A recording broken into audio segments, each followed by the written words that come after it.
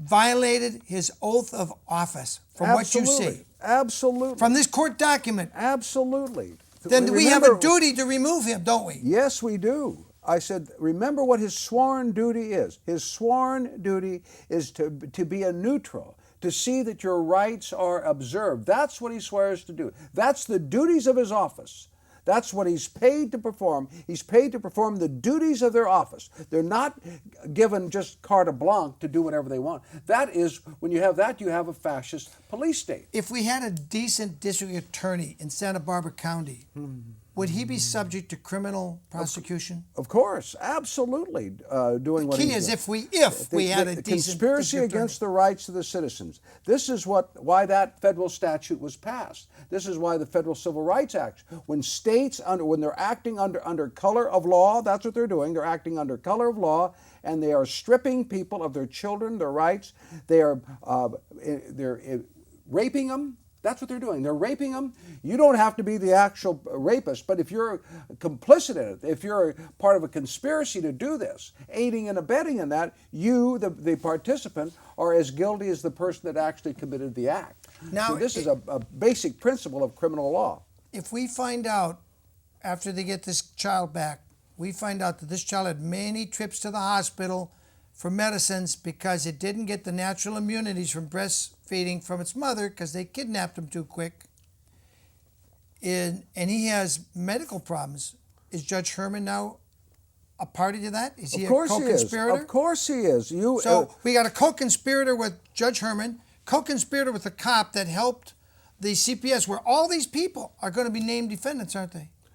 They should be, absolutely. But it takes a public uprising. It takes a public uprising like you're seeing back in Washington now when they're having these hearings with AIG, and the people are standing up in the hearings room and confronting them about being crooks in the hearings room. The same thing in the courtroom. Just come in, people. Those courtrooms belong to you. The judge is there as a referee. People, they get so intimidated when they walk into the courthouse. They have the guards doing all of their huffing, puffing, blowfish, kind of trying to intimidate. I said, people, you intimidate them, going up and confronting them about what you're doing down here. Guards, you know what you're doing down here. You're protecting these crooked, thieving attorneys and judges that are stealing people's property, molesting the children, and you are protecting them against the victims trying to speak in their courtrooms. That's what they've been doing to me, the Gastons. Those bailiffs should be ashamed of what they're doing. Do you think those bailiffs actually understand that they're aiding and abetting kidnapping? I don't know. I've just been so stunned by this. They're just right in your face. Yes. Except when I confronted Laura Lee. And all I asked her, Roger, is to identify herself. Is your name Laura Lee? Do you work for the state or the county?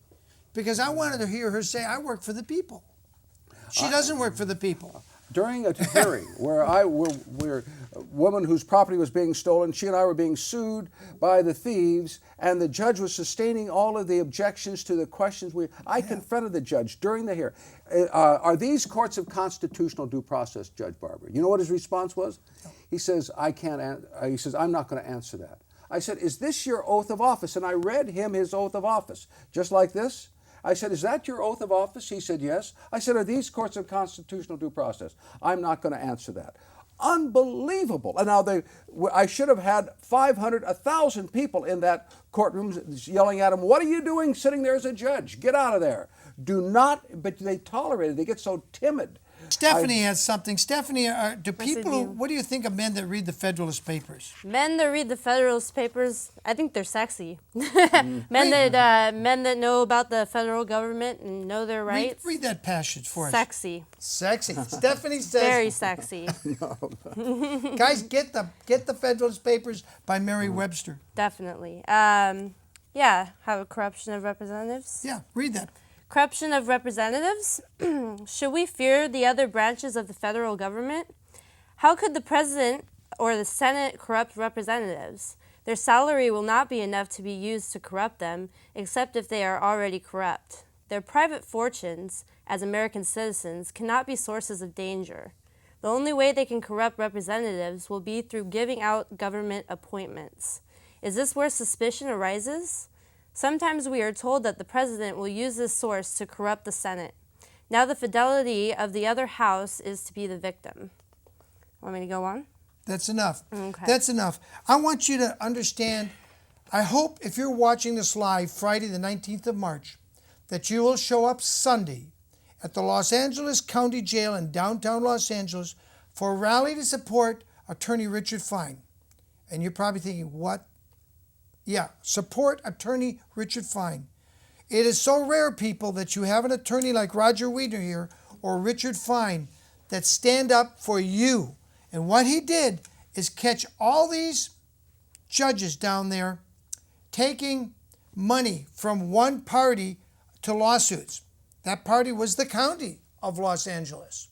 And they never lost a lawsuit in 05, 06, 07, and 08. And a county with as many millions as Los Angeles gets sued hundreds of times a week. And in all that time, I think they only lost one case, and that was a jury verdict. The jury found the county in the wrong.